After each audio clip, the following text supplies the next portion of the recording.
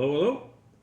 We're back for another beer, and this one is called Bumble Mint. Um, it is from the Paris Beer Company, little small town. I guess I don't know where it's near Woodstock, Brantford, somewhere in that area. Lovely Ontario, Canada. This one's coming in at 5.2%, and it is a hazy, pale golden wheat. So, yeah, it also has honey and spearmint as some flavors. So this one, kind of looking forward to this one. I like wheat beers, and I like honey beer, but I've never had a beer with spearmint in it. And yeah, I'm gonna try it, and you can hang out.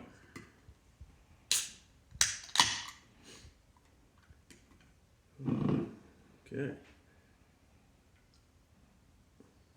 We were in Paris today, actually. We checked out their lovely establishment. If you're in the area, stop in. I'm sure they'd love to see you. Got lots of variety of beer. They probably had 15 or so to choose from, so you might see another beer from the Paris Beer Company in a future video. As we expected, light wheat beers, usually light. Looks like it's definitely filtered. So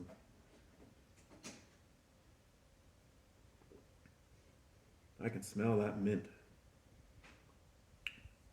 I don't know if you ever had spearmint bubblegum, but yeah, it's got that just about the same amount of mint in it. Not overpowering, but definitely in there. And yeah, just get a light touch of the honey to go with it. So, anyways,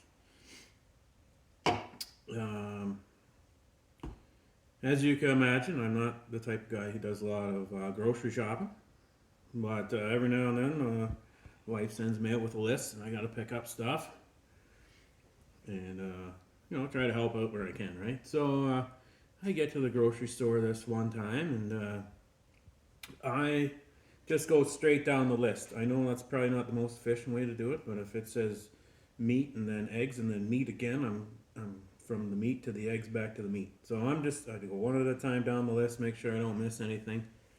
Kind of learned that the hard way.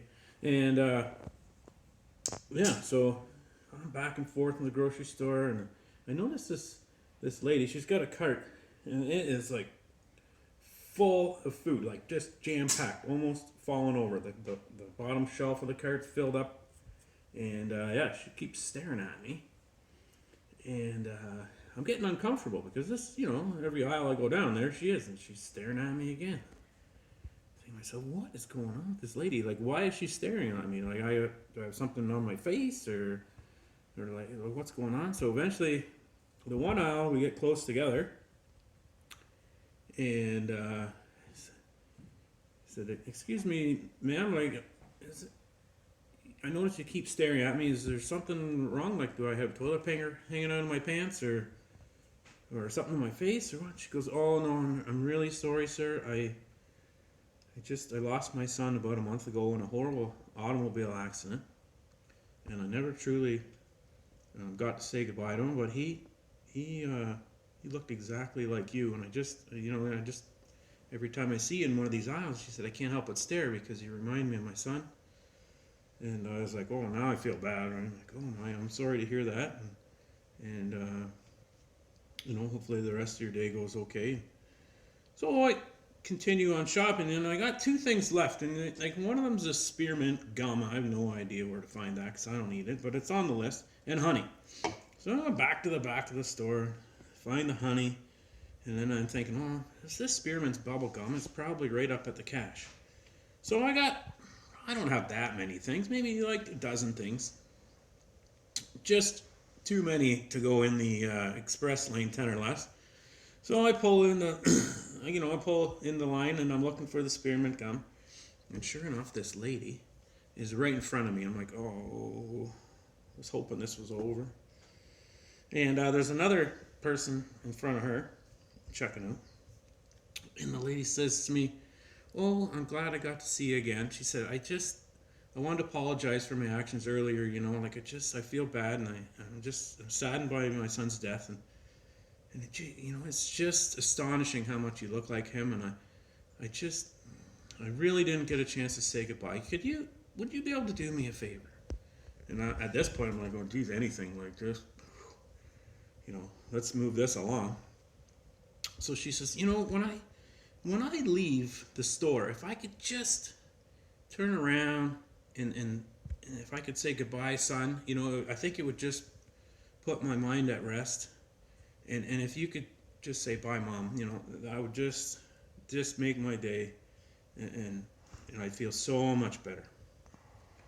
So I'm like, yeah, no, I'm pretty sure I can do that. So now I'm just standing there, and she's checking, and it's taking a long time. So this cart is right jam packed full of stuff, right? So they're scanning stuff and beeping, and the guy at the back, he's bagging these bags, and I'm waiting. I'm just out in the middle of nowhere, just looking around, dazed and confused, if you will.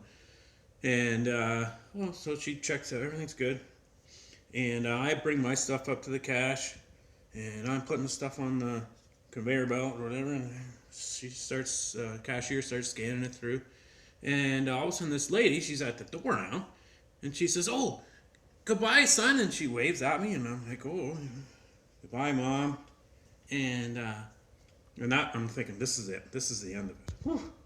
Thank goodness this is over. That was like really awkward trip to the grocery store. So anyways, all of a sudden the cashier says, "Oh, that'll be $480. And I'm like, $480? I only have like 12 or 13 things. Like, how much is this gum? This spearmint gum? Like my bill, I'm thinking in my head, it's got to be less than $50. And the lady says, "Oh, well, but wasn't that your mom? She said that you were going to pay for her groceries." And I'm like, "Well, that is not my mother." So I'm like almost yelling at this lady, trying to convey that, hey, look, I should be $50. That's not my mom. She said her son died and I look like him, and she wanted to, put her mind at ease by, saying goodbye, and I was supposed to reply, "Bye, mom." And he's like, "Well, I can't help you. I don't know what to do. Like, somebody's got to pay for these groceries." So I'm like, "Well, I bet she doesn't have all those groceries loaded yet." So I ran right out of the store. I left everything right there, and I ran out, and I found this lady in the parking lot, and I pushed her down, just pushed her right over. And then I started, pulling on her leg, just like I'm pulling on yours. Beer and a joke.